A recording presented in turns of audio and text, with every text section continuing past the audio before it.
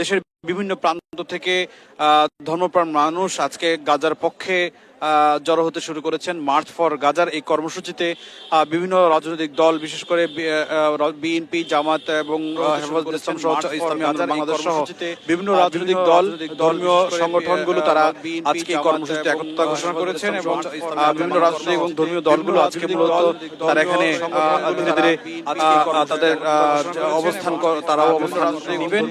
তারা এই গাজার পক্ষে তারা আওয়াজ তুলবেন এবং আন্তর্জাতিক বিশ্বের কাছে তারা আহ্বান জানাবেন যে গাজায় যেন গণহত্যা বন্ধ হয়। ইসরায়েলি যে বর্বরতা চলছে কয়েক বছর ধরে, 2 থেকে 2.5 বছর, 1.5 বছরের অধিক সময় এই গাজায় গণহত্যা চালাচ্ছে ইসরায়েলি বর্বর বাহিনী এবং সেই গণহত্যার বন্ধের দাবিতে আজকে এই কর্মসূচি পালিত হচ্ছে বাংলাদেশের মূলত ইসলামিক স্কলার্স যারা রয়েছেন তারা এই কর্মসূচি ডাক দিয়েছে। সেই কর্মসূচিতে অংশ নেওয়ার জন্য আহ্বান জানিয়েছেন প্রখ্যাত ইসলামিক চিন্তাবিদ ডাক দিয়েছে সেই এবং অংশ নেওয়ার জন্য আহ্বান জানিয়েছেন আরেকজন স্কলার্স যে শেখ আহমদুল্লাহ সহ বিভিন্ন আলেমরা এই কর্মসূচিতে আহ্বান জানিয়েছেন। তারাও এখানে আলোচনা রাখার কথা রয়েছে।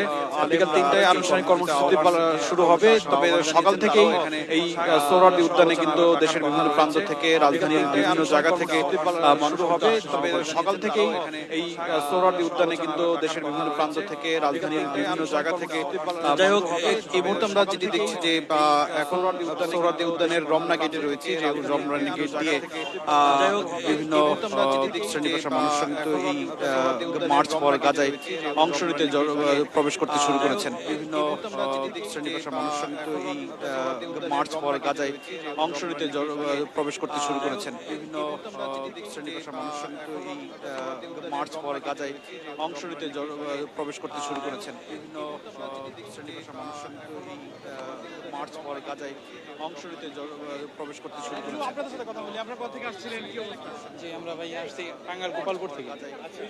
এত দূর থেকে আসছেন, এই যে গাজা কর্মসূচিতে অংশ নিয়েছেন এবং কি দেখছেন আসলে আজকে কতবার কেমন? গোপালপুর থেকে আলহামদুলিল্লাহ, এত দূর থেকে আসছেন, এই যে আমরা টাঙ্গাইল জেলার গোপালপুর থানা থেকে এসেছি এবং কি দেখছেন আসলে? আমাদের এক চিন্তা ভাবনা, কমসে কম 20 লক্ষ মানুষ এখানে একত্রিত হবে। আমাদের এই প্রতিবাদ হলো আমাদের মুসলিম দেশ ফিলিস্তিনের গাজাবাসীর উপরে যে আক্রমণ, সেখানে তার এক প্রতিবাদ স্বরূপ আমাদের সারা পৃথিবীতে যেখানে মুসলমান আক্রান্ত হবে সেখানে আমাদের ভাই তারা, সেই হিসাবে আমরা একটা সম্প্রীতি আর ভালোবাসা দেখানোর জন্য আমাদের একত্রিত হবে।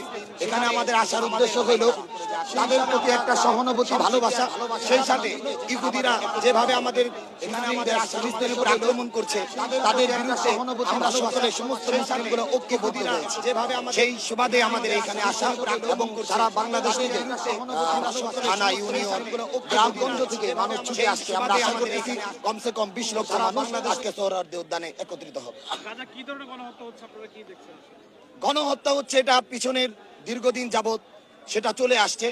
সাম্প্রতিক সময়ে যে অবস্থাটা, সেখানে যুদ্ধবিরতি ছিল, সেই বিরতি ভেঙে এই ইসরায়েলের নেতানিয়াহু, ট্রাম্প সহ তারা এক চুক্তি ভঙ্গ করে মুসলমানদের উপর আক্রমণ করেছে। এটা ছিল এক বর্বর রচিত এক হামলা।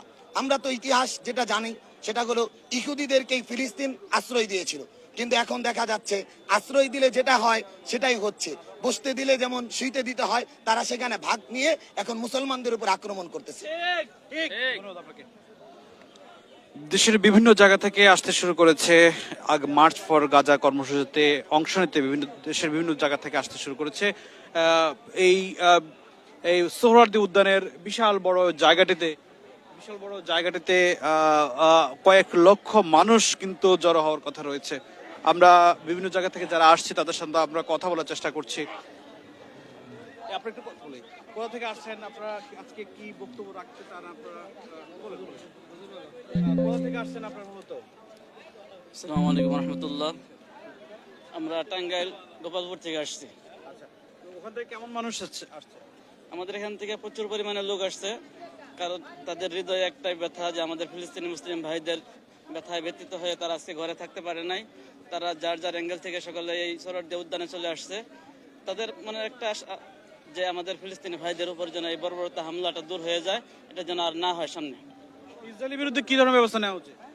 ইসরায়েলের বিরুদ্ধে আমরা ইসরায়েলের যে পণ্যগুলি আছে সেগুলো আমরা সব বয়কট করেছি এবং আমরা সকলেই চাচ্ছি যে ইসরায়েলের পণ্য যেগুলো আমাদের দেশে আসে সবাই যেন বয়কট করে যার যার অ্যাঙ্গেল থেকে, এটাই আমাদের আশা। যারা এই মুহূর্তে যুক্ত হয়েছেন আবারও স্বাগত জানাচ্ছি। আমি ফখরুল ইসলাম রয়েছি রাজধানীর সোহরাওয়ার্দী উদ্যান থেকে। দেখানোর চেষ্টা করছি রাজধানীর সোহরাওয়ার্দী উদ্যানে যারা অংশ নিচ্ছেন বিভিন্ন দেশ বিভিন্ন জেলা থেকে ইতিমধ্যে জড়ো হতে শুরু করেছেন, সকাল থেকেই অংশ নিতে শুরু করেছেন। ভিতরে আমরা কত দূর যেতে পারি একটু দেখি।